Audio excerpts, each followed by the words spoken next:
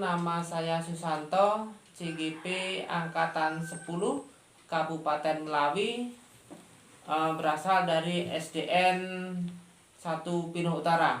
Saya akan melakukan tanya jawab tentang penyelesaian masalah dilema etika yang terjadi di SDN 13 Popai, Kecamatan Elahilir, Kabupaten Melawi. Bersama saya ini Kepala Sekolah SDN 13 Popai dengan Bapak M. Erwin. Bagaimana kabarnya Pak Erwin? Alhamdulillah sehat. Dalam kesempatan ini saya ingin berbincang-bincang dengan Bapak tentang pemecahan masalah tentang kasus dilema etika yang terjadi di sekolah Bapak. Yang pertama yang ingin saya tanyakan, selama ini bagaimana Anda dapat mengidentifikasi kasus-kasus yang merupakan dilema etika atau bujukan moral yang terjadi di sekolah Bapak? Baik. Di dalam permasalahan ini ya dilema dilema etika itu tidak terlalu populer, tidak terlalu banyak dikenal oleh orang. Artinya, jadi di dalam permasalahan baik mau di sekolah ataupun di lingkungan guru, yaitu pertama-tama yang kita lakukan yaitu kita cari akar permasalahan, yaitu kita lihat dulu apa permasalahan, kemudian kita konfirmasi permasalahannya apa gitu, supaya kita tidak mengambil keputusan yang salah atau terburu-buru. Berarti kalau menurut Bapak ini tentang kurang memahami apa itu tentang dilema etika ya, iya. Tapi dalam pemecahan masalahnya berarti banyak istilahnya mengambil tindakan mana yang benar mana yang salah itu ya Pak Erwin ya. Iya, betul. Kemudian pertanyaan yang kedua ini selanjutnya ya Pak Erwin ya. Iya. Bagaimana Anda menjalankan pengambilan keputusan di sekolah Anda, terutama untuk kasus-kasus di mana ada dua kepentingan yang sama-sama benar atau sama-sama mengandung nilai kebajikan? Baik. Jadi di dalam kasus ini ya, terutama di bidang bersangkutan anak atau guru, yang pertama-tama dulu kita harus yaitu konfirmasi, kita cek dulu ya kebenarannya. Misalnya ini permasalahannya apakah dia untuk kepentingan pribadi atau untuk kepentingan umum. Misalnya untuk kepentingan sekolah atau untuk yang berkepanjang yaitu untuk kemajuan sekolah, seperti itu. Berarti untuk dipilih mana yang kepentingan pribadi, mana yang kepentingan umum. Jadi tujuannya dalam pemecahan masalah ini melihat kepentingannya ya Pak Win ya. Mana yang kepentingan umum, memilahkan istilahnya ya, kepentingan umum dan kepentingan pribadi. Kemudian selanjutnya langkah-langkah atau prosedur seperti apa yang biasanya Anda lakukan selama ini?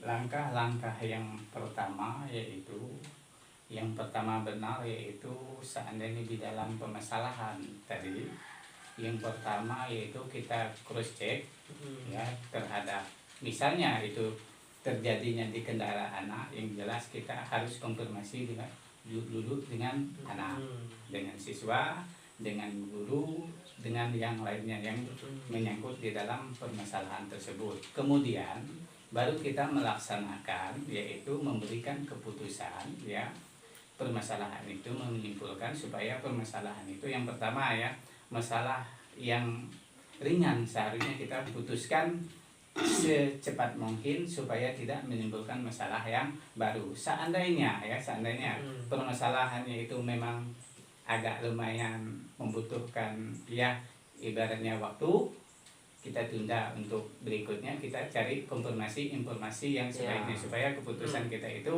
tidak salah. Berarti itu mencari penyebabnya, kemudian mengkonfirmasi orang-orang yang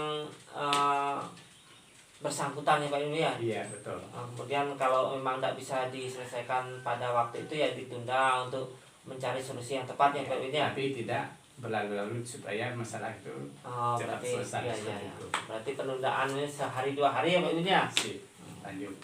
Kemudian selanjutnya hal-hal apa saja yang selama ini Bapak Ewin anggap efektif dalam pengambilan keputusan pada kasus-kasus D5 etika?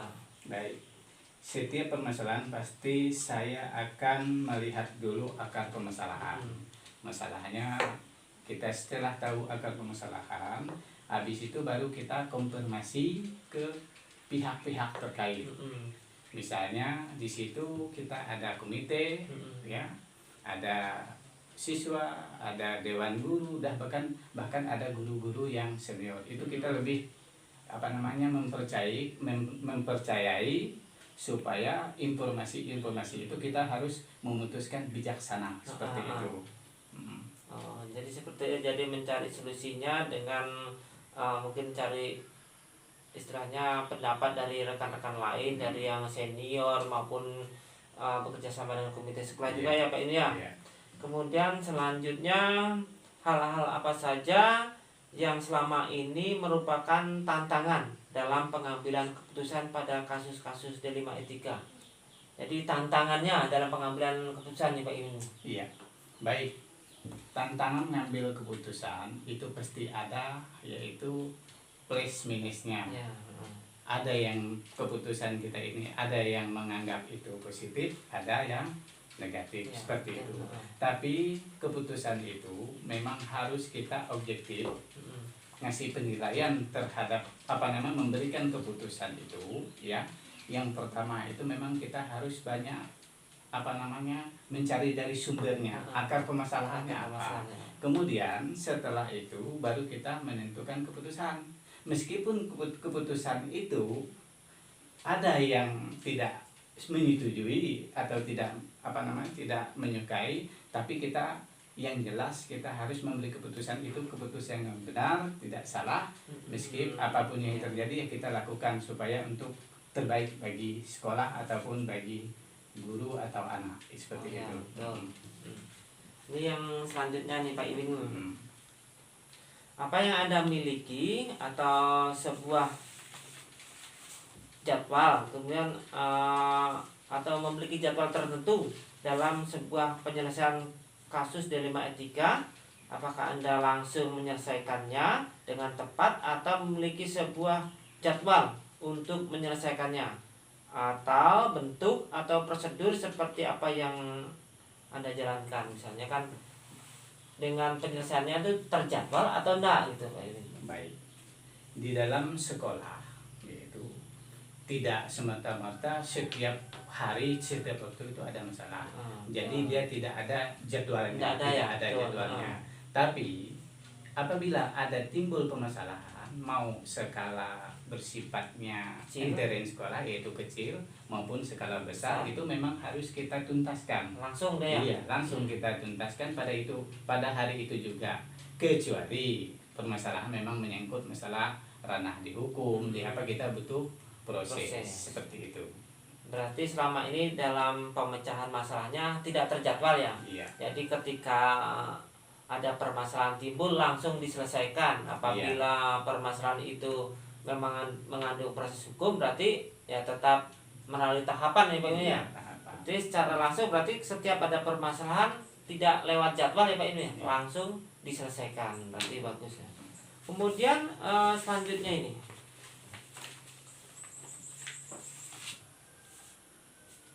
ada seseorang atau faktor-faktor yang selama ini mempermudah atau membantu Bapak dalam mengambil keputusan dalam kasus-kasus D5 etika.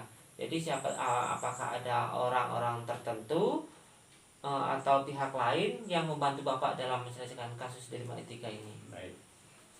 Di dalam permasalahan di sini ya, seandainya ada permasalahan itu pasti ada yang faktor-faktor pendukung ya, seperti kalau kita di pendidikan yaitu ada poksi-poksinya, yaitu alurnya mulai dari tingkat sekolah dulu, Kalau bisa kita atasi, kita selesaikan, yaitu dari pihak warga sekolah seperti komite, itu bisa membantu kita, masyarakat juga, perangkat desa juga, tokoh masyarakat, tokoh agama, semuanya kita bisa selesaikan masalah yang itu faktor penunjang untuk kegiatan pendidikan. Kemudian yang mendukung selain dari itu, kita memiliki jenjang atasan kita, yaitu seperti pengawas. Ya, kita koordinasi, tetap selalu koordinasi kepada pengawas pembina kita apapun yang ada terjadi di sekolah, seperti itu. Kemudian ya, kita selalu dalam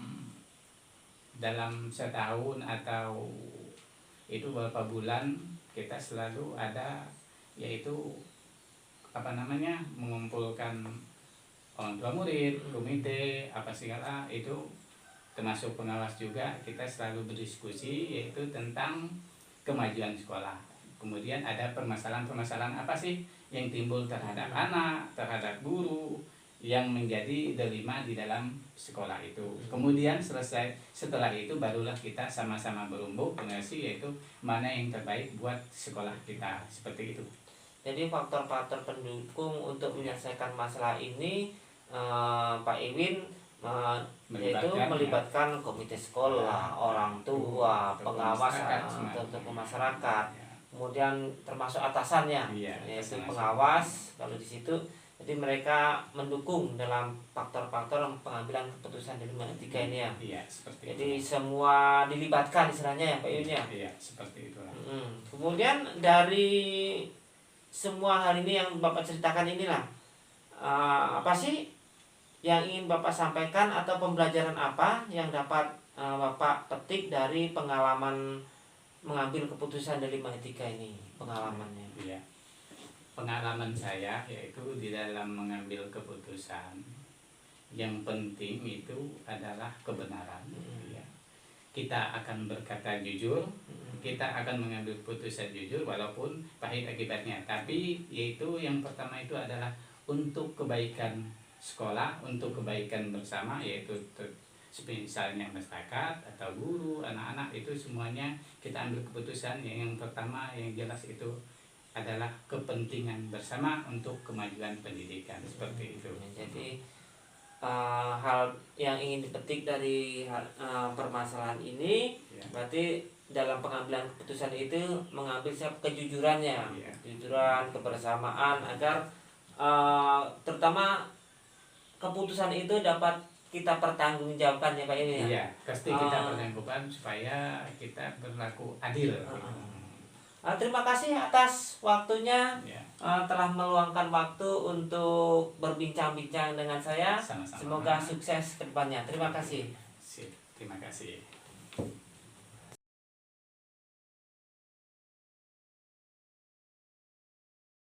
Perkenalkan, nama saya Susanto, CGP Angkatan 10 Kabupaten Melawi. Saya akan mewawancarai tentang kasus delima etika yang terjadi di SMP, di mana Pak Praseda sebagai kepala sekolahnya. Bagaimana kabarnya Pak Praseda? Baik Pak Susanto. Ini ada beberapa hal yang ingin saya tanyakan tentang kasus-kasus delima etika yang terjadi di sekolah Bapak. Iya. Yang pertama, selama ini bagaimana Bapak dapat mengidentifikasi kasus-kasus yang merupakan delima etika atau bujukan moral? Baik Pak. Yang pertama, saya itu akan mencari tahu tentang nilai-nilai atau kebajikan apa yang terdapat dalam satu kasus. Nah, kemudian melihat dari sudut pandang moral dan hukum. Apabila kasus tersebut melanggar hukum, tentu sudah ada benar dan salah.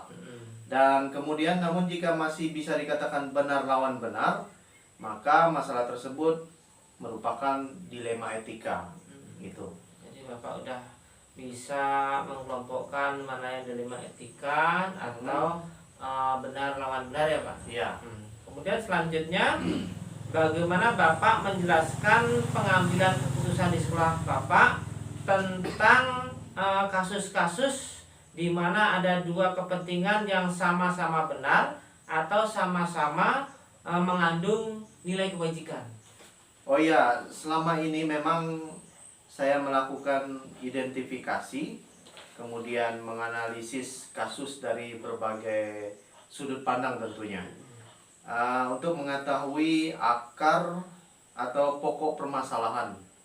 Nah, baru kemudian menimbang dan secara matang mana kira-kira yang paling benar dari keputusan tersebut, ataukah memang dari keputusan itu kemudian menguntungkan banyak orang atau tidak ada yang dirugikan dalam hal ini, begitu.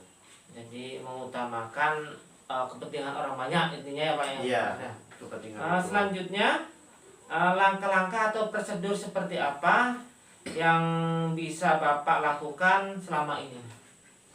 Baik Pak, langkah-langkah yang dilakukan itu terdiri dari mencari tahu penyebab masalah, kemudian menentukan siapa saja yang terlibat, memanggil orang-orang yang terlibat, kemudian mengkonfirmasi permasalahan-permasalahan itu dan menanyakan kepada orang terdekatnya, kemudian berdiskusi dengan sekolah dengan cara membuat beberapa solusi keputusan, kemudian menimbang lagi dari berbagai sudut pandang, dan akhirnya memutuskan dan mengambil solusi yang terbaik itu seperti apa. Oh, begitu ya.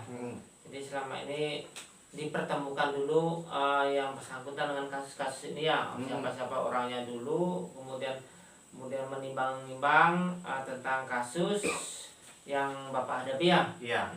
Kemudian baru mencari solusinya. Cari solusinya. Kemudian hal-hal apa saja yang selama ini Bapak anggap efektif dalam pengambilan keputusan pada kasus-kasus dilema etika?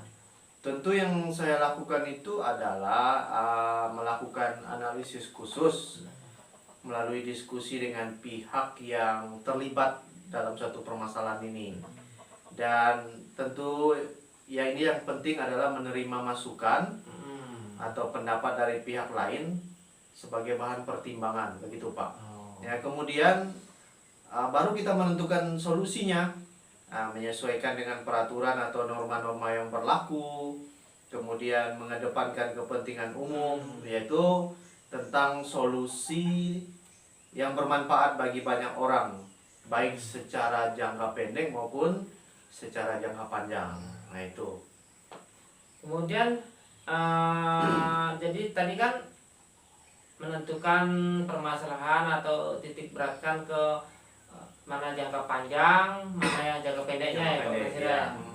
Kemudian hal-hal apa saja yang selama ini merupakan tantangan dalam pengambilan keputusan pada kasus-kasus dilema etika?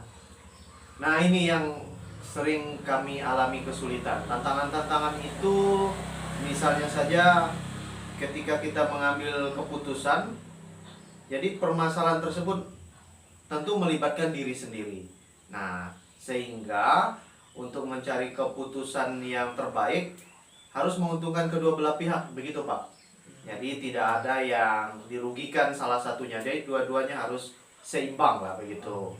Jadi apalagi jika permasalahan tersebut keduanya sama-sama benar atau sama-sama salah, jadi dalam pengambilan keputusan itu harus seimbang, tidak ada yang dirugikan, begitu. Jadi dalam memutuskan suatu kasus ini apalagi yang sama-sama benar cukup sulit ya Pak Presiden ya. Iya. Kita harus menimbang mana yang paling benar kan Mana Presiden. yang paling tepat.